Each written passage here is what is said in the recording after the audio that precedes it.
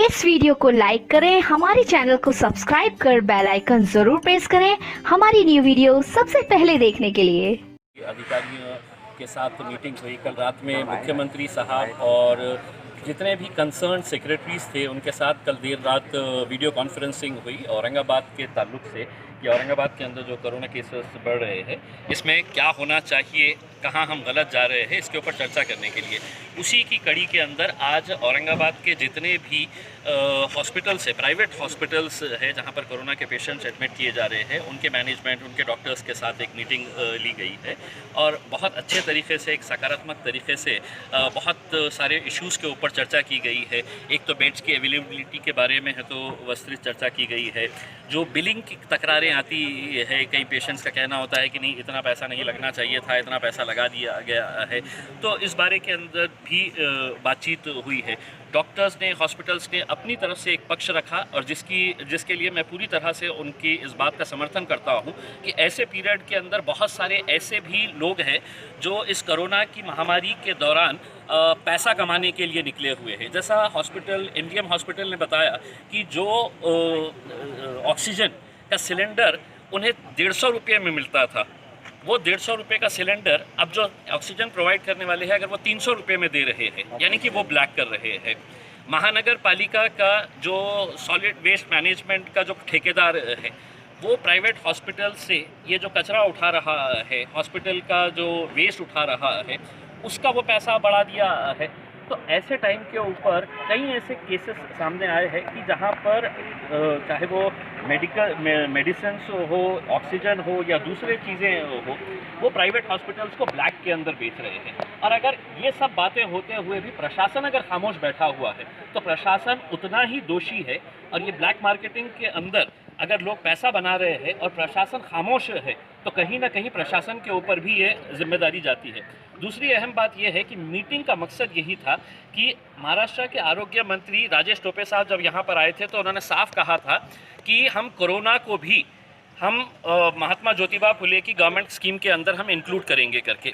अब अगर एक मंत्री यहाँ पर आकर इस तरह का बयान देके जाता है और 1 महीना का ज़्यादा समय होने के बावजूद भी किसी एक पेशेंट को फैसला जो लिया गया है, जो मैं समझता हूँ कि बहुत फ़ायदेमंद रहेगा कि हर प्राइवेट हॉस्पिटल के सामने एक नोडल ऑफिसर यानी कि एक गवर्नमेंट ऑफिसर अपॉइंट किया जाएगा जो एक हेल्प डेस्क के तौर के ऊपर काम करेगा।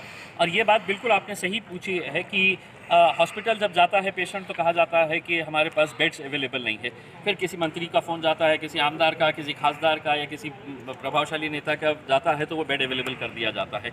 ये नोडल ऑफिसर का काम ये रहेगा कि ये बोर्ड के ऊपर डिस्प्ले करेंगे कि कितने बेड्स अवेलेबल है, कौन से वाले बेड्स अवेलेबल है, वीआईपी रूम के है, नॉर्मल है, जो भी है उसके रेट्स डिस्प्ले करेंगे। और ये जो हेल्प डेस्क है ये बात को भी मॉनिटर करेगा कि जो बिलिंग हो रही है और जिसकी शिकायतें लोगों की आती है तो वो बिलिंग को मॉनिटर करने की, अगर किसी की शिकायत है कि साहब इतना ज़्यादा बिल मेरे को लगा दिया है जबकि मैंने इतनी दवाई इस्तेमाल ही नहीं किया है, तो उसको भी मॉनिटर करने की ये नोडल ऑफिसर की जिम्मेदारी रहेगी। तो ये सब काम जो है ये अभी आज की मीटिंग के बाद इसको इम्प्लीमेंट में लाया जाएगा। सर एक सवाल आ रहा है कि 40,000 के इंजेक्शन को जो गरीब आदमी नहीं दे सकता उसको पहले आपने देखिए, एक 40,000 के इंजेक्शन के ताल्लुक से ये कल मैंने मुख्यमंत्री साहब को भी बताया था कि ये 40,000 का इंजेक्शन ब्लैक के अंदर किस तरह से, मेरे पास एक शिकायत आई है, मेरे पास वे प्रूफ के साथ आया है कि वो 40,000 का भी नहीं है, 40,000 से थोड़ा कम है, 38,000 का, उसको ब्लैक के अंदर बेचा जा रहा था। मैंने आज की मीटिंग के अंदर भी ये कहा है कि उसके ऊपर कोई इंक्वायरी करने की ज़रूरत नहीं है, डायरेक्ट उस शॉप वाले का लाइसेंस सस्पेंड करना चाहिए। और ये लोग जो ऑक्सीजन ब्लैक के अंदर बेच रहे हैं, जो मेडिसिन ब्लैक के अंदर बेच रहे हैं, इनके ऊपर जब तक सख्त से सख्त कार्रवाई नहीं होगी ये गोरख धंधे चलते रहेंगे और इसके लिए प्रशासन भी कहीं ना कहीं उस हद तक जिम्मेदार रहेगा। हमने ये कहा है कि आप इसको नोटिफाई करिए, ये इंजेक्शन का रेट इतने में है, हर मेडिकल स्टोर के ऊपर ये इंजेक्शन इतने में ही मिलना चाहिए। अब उसके ऊपर अगर वो 10 रुपये भी एक्स्ट्रा लेता है तो उसके ऊपर कार्रवाई करनी चाहिए, ये हमारी मांग है। कल मुख्यमंत्री साहब के साथ जब वीडियो कॉन्फ्रेंसिंग चल रही थी तो एक सेक्रेटरी ने कहा कि नहीं, कोरोना को हमने इसके अंदर इंक्लूड कर दिए हैं और इस कैटेगरी के अंदर, उस कैटेगरी के अंदर। मैंने रोक कर कहा कि साहब ये गलत आपको इन्फॉर्मेशन दे रहे हैं मुख्यमंत्री साहब, ऐसा कुछ भी नहीं है, 1 रुपये का फ़ायदा किसी को नहीं मिला है कोरोना का गवर्नमेंट स्कीम के अंदर। इस बारे के अंदर भी जब बात हुई है तो देखिए, गवर्नमेंट सिर्फ सर्कुलर निकालती है, अब बताया गया मीटिंग के अंदर कि 21 मई को एक सर्कुलर निकला था जिसके अंदर ये कोरोना को आप इसके अंदर इंक्लूड करना करके, लेकिन डॉक्टर्स का कहना है कि हम जब ये प्रपोजल बना के भेज रहे हैं तो वो एक्सेप्ट ही नहीं किया जा रहा है, वो रिफ्यूज़ कर दे रहे हैं किसी ना किसी बहाने से। तो 1 महीने पहला निकला हुआ सर्कुलर अगर गवर्नमेंट उसके ऊपर खामोश है तो प्रशासन यहाँ पर क्या कर रहा है? ये प्रशासन की जिम्मेदारी नहीं है क्या कि अगर सर्कुलर आया और प्राइवेट हॉस्पिटल उसको इम्प्लीमेंट नहीं कर रहे हैं तो प्राइवेट हॉस्पिटल्स की अपनी क्या दिक्कतें हैं, ये भी समझना प्रशासन की जिम्मेदारी है। वो ना समझते हुए हम ये कहेंगे कि नहीं हमने तो सर्कुलर निकाल दिया था, सरकार कहेगा कि नहीं इनको मिल रहा है करके, जबकि हकीकत ये है कि किसी को भी नहीं मिल रहा है। तब ये सिस्टम के ताल्लुक से हमने डॉक्टर्स को, हॉस्पिटल्स को ये कहा है कि आपकी क्या तकलीफ़ें हैं, आपकी क्या शिकायतें हैं, वो आप लिखित रूप के अंदर दे।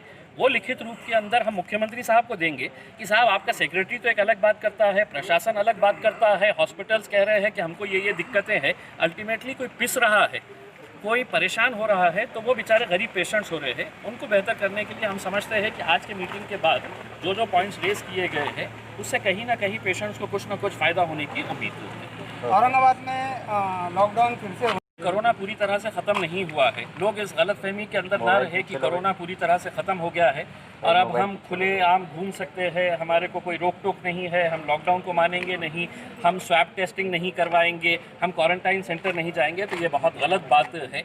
मैं लोगों से ये अपील करना चाहूँगा कि अपने जहन से अंदर बात निकाल दे। आप लोगों को वो अनपढ़ गवार लोग इस तरह की बातें कर रहे हैं कि नहीं कोरोना तो कुछ है नहीं, अगर हम घाटी के अंदर गए तो हमारे को बराबर से इलाज नहीं होगा।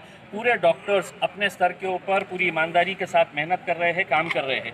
कोरोना को अगर ख़त्म करने का है तो सबके सहयोग के बिना ये मुमकिन नहीं है, और अगर ये केसेस इसी तरह से बढ़ते रहेंगे तो और कोई इलाज नहीं रहेगा कि दोबारा लॉकडाउन किया जाए। अगर वैसी नौबत ना आए तो हम यही आप लोगों से, पब्लिक से अपील करेंगे कि जो भी फैसले ले रहे हैं, हम आपकी तरफ से फैसले ले रहे हैं, आपके भलाई के लिए ये फैसले ले रहे हैं, सिर्फ आपको उसका पालन करने का है। और अगर वो नहीं करेंगे तो अल्टीमेटली आपको फिर कर्फ्यू का भी सामना करना पड़ेगा और फिर इंडेफिनेट लॉकडाउन कितने दिनों के लिए होगा ये हम भी नहीं बता सकते।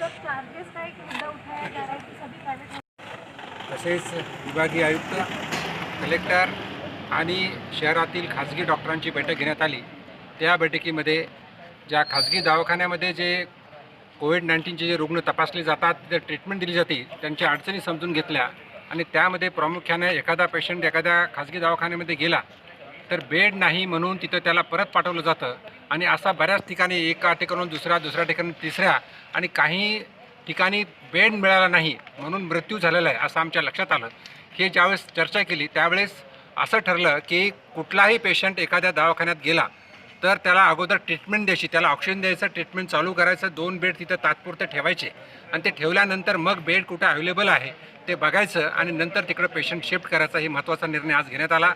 त्याचबरोबर प्रत्येक हॉस्पिटलमध्ये बेड्स किती आहेत त्याची नोंद बाहेर बोर्डावर लागली पाहिजे आणि त्या ठिकाणी जिल्हाधिकाऱ्याकडून एक रेव्हेन्यू ऑफिसर बसणार आहे। रेव्हेन्यू ऑफिसर तेवढं बसून बेड्स किती आहेत त्याला त्याचं आल्या पेशंट त्याला मदत करेल आणि एवढंच नाही तर त्याचं बिल बरोबर लागलं का नाही हे सुद्धा ते बघून ते करणार आहेत। याचबरोबर आता आम्हाला मागे आपले आरोग्यमंत्री राजेश टोपे साहेब यांनी सांगितलं होतं की महात्मा ज्योतिबा फुलेमध्ये हे सर्व हॉस्पिटल जेवढे आहेत तिथं कोविड-19च्या रुग्णांना फ्री तपासणी किंवा फ्री ट्रीटमेंट मिळेल, पण तसं नाही आहे। फक्त ॲक्यूट रिस्पिरेटरी डिस्ट्रेस म्हणजे ज्यांना श्वास घ्यायला त्रास आहे आणि त्याहीपेक्षा ज्यांना व्हेंटिलेटर लावतो त्यांनाच फक्त फ्री ट्रीटमेंट मिळते आणि त्यामध्ये फक्त 65,000पर्यंतच ट्रीटमेंट मिळते। खरं तर हे 65,000 आकडा फार कमी आहे, म्हणून आज निर्णय असा घेतला की 4-5 डॉक्टरांनी एकत्र बसवून त्याचा किती नेमकं ट्रीटमेंटला खर्च येईल तो काढायचा आणि तो माननीय मुख्यमंत्र्याकडे पाठवायचा आणि मुख्यमंत्रीच्या मदतीनं त्यांना मान्यता घ्यायची, तरच ही ट्रीटमेंट घेणं शक्य आहे। एकंदरीत या शहरामध्ये कोविड कंट्रोल करण्यासाठी स्वॅब टेस्ट असतील, स्वॅब टेस्ट जास्तीत जास्त घ्यायचं सुद्धा ठरलं आहे। क्वारंटाईन करत असताना कुठल्याही प्रकारे आता होम क्वारंटाईन नाही, होम क्वारंटाईन न करता इन्स्टिट्यूट क्वारंटाईन करायचं आणि स्वॅब गेलेला एखादा रुग्ण असेल तर त्याला ताबडतोब त्याचा स्वॅब घ्यायचा, म्हणजे ह्या सेंटरहून त्या सेंटर, त्या सेंटरहून तिसऱ्या सेंटरला कुठल्याही भागात राहत असेल तर तिथं स्वॅब घेतला पाहिजे, हा सुद्धा निर्णय घेतला।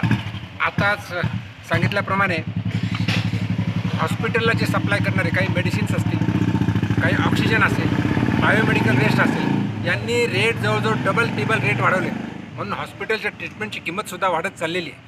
तर ते कंट्रोलमध्ये आणण्याकरता सुद्धा त्यांच्यावर सुद्धा निर्बंध घालण्याचा आम्ही सूचना दिलेल्या आहेत आणि जे अगोदर जे रेट होते 2 महिन्यापूर्वी 3 महिन्यापूर्वी तेच रेट कायम ठेवून आपणाला हॉस्पिटलची ट्रीटमेंटसुद्धा कमी खर्चामध्ये कसं करता येईल असं ठरलेलं आहे. बरेच काही चांगले निर्णय घेण्याचा प्रयत्न आम्ही करतो आहे. पण आता लॉकडाऊन करावं लागेल का अशा परिस्थितीमध्ये जर 8 दिवसामध्ये हे कंट्रोल करण्याचा प्रयत्न सर्वांचाच म्हणजे लोकप्रतिनिधी असतील, प्रशासन असेल आणि सर्व डॉक्टर्स असतील असा प्रयत्न आहे. आणि मला खात्री आहे फक्त आपल्यामार्फत सर्व नागरिकांना आव्हान एवढंच करायचं आहे की कोरोना हा रोग संपलेला नाही, कोरोना चालूच आहे. आपण आपली काळजी घ्या आणि घेत असताना जे काय शासनाने नियम सांगितलेत, एक सोशल डिस्टन्स पाळा, दुसरं जर गरज असेल तरच घराच्या बाहेर पडा, बाहेर आल्यानंतर मास्क लावा, ह्या सगळ्या गोष्टी आपल्याला कराव्यात. एवढंच या प्रसंगी बोलतो. धन्यवाद.